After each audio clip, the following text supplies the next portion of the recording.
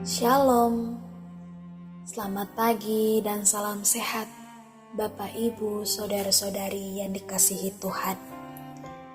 Bersyukur hingga saat ini kita masih merasakan kasih Tuhan dan kita pun dapat berjumpa kembali dalam sapaan dan renungan GKI Salatiga Sabtu 8 Januari 2022 bersama dengan saya Asputri Kaat. Sebelum kita membaca dan merenungkan kebenaran firman Tuhan, mari kita menghadap Tuhan di dalam doa. Mari kita berdoa.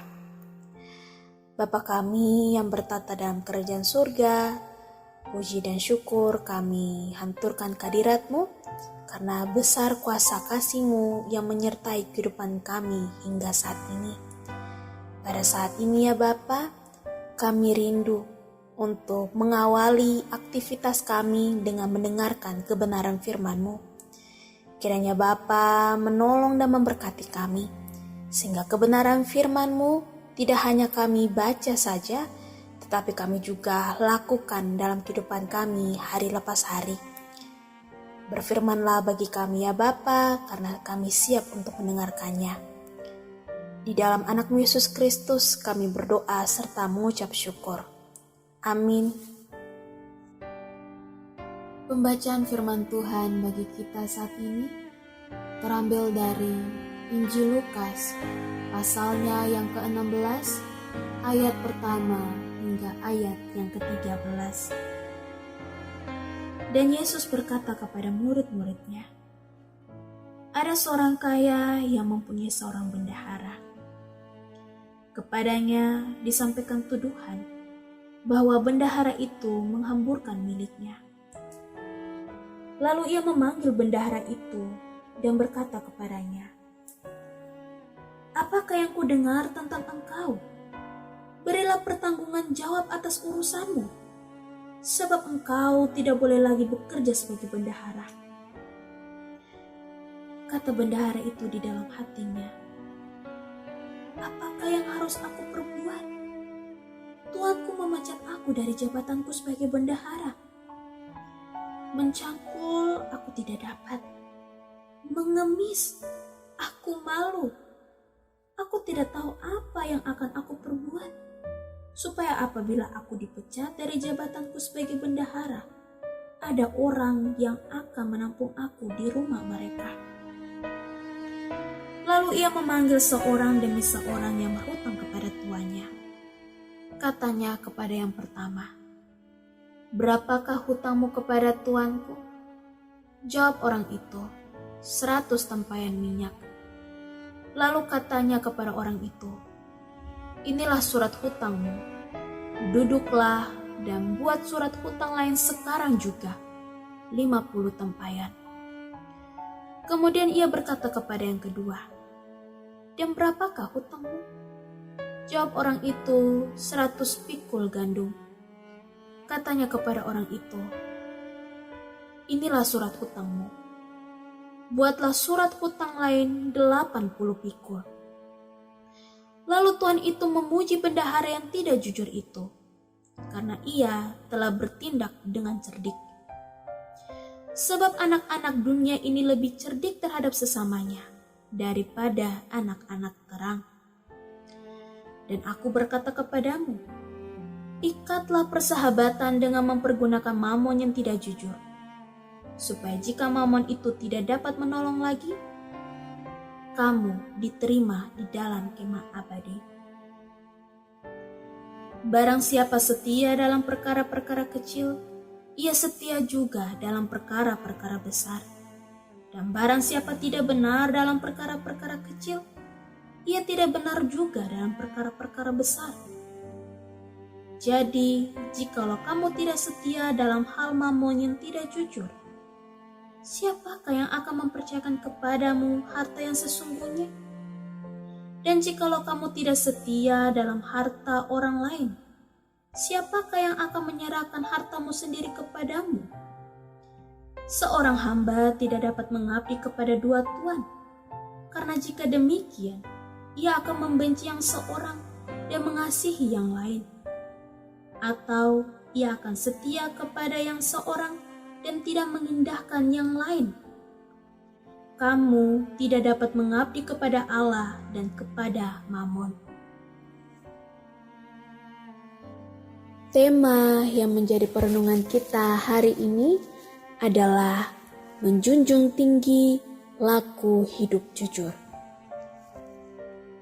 Bapak, Ibu, saudara-saudari yang dikasihi Tuhan, mengawali renungan saat ini, saya ingin bertanya, apakah kita masuk kategori orang yang jujur? Apa jawab kita ketika menerima pertanyaan seperti itu? Tentu kita tidak suka kalau dikategorikan sebagai orang yang tidak jujur. Tentu kita ingin meyakinkan kepada orang lain bahwa saya orang jujur. Dengan demikian, kita bisa menjadi orang yang dipercaya. Namun, tak dapat disangkal bahwa ketidakjujuran menjadi bagian dalam kehidupan kita yang terjadi dalam berbagai bentuknya. Terlebih ketika berhadapan dengan harta kekayaan dunia, manusia sering tergoda. Kekayaan didewakan, akhirnya meninggalkan kejujuran. Bapak, Ibu, saudara-saudari yang dikasihi Tuhan, sebagai umat Tuhan, seharusnya kita menghamba kepada Tuhan dan bukan kepada Mamon. Kata Mamon sendiri berasal dari bahasa Aram yang berarti uang atau kekayaan yang dijadikan jaminan hidup. Dalam bacaan kita tadi, Mamon ditulis dengan huruf M besar.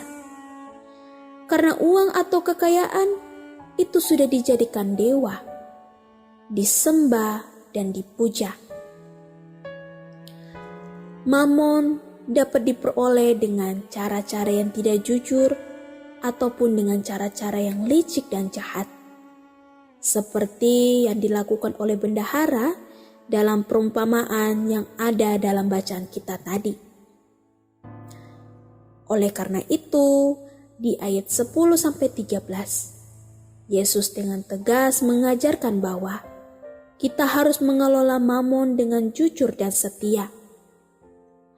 Melalui pengajarannya, Yesus mengingatkan bahwa kita yang hidup di dunia ini sebenarnya adalah bendahara-bendahara Tuhan. Artinya, kita dipercaya untuk mengelola uang atau kekayaan yang ada di dunia ini yang semata-mata adalah milik Tuhan, bukan milik kita sendiri. Kita diingatkan bahwa segala berkat kekayaan yang kita punya itu sebenarnya adalah milik Tuhan, sehingga harus kita gunakan dan kita kelola sebaik-baiknya. Bahkan harus kita pertanggungjawabkan kepada Tuhan, Sang Empunya dan Sang Sumber berkat. Untuk itulah mutlak dibutuhkan kejujuran. Mari menjunjung tinggi laku hidup jujur. Caranya,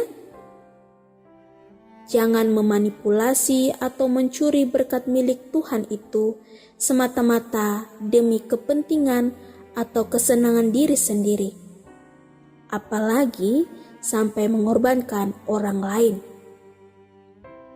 Juga jangan sampai kita justru lupa diri dengan kepercayaan yang diberikan Tuhan kepada kita, sehingga uang atau harta benda itu menjadi tuan bagi kita.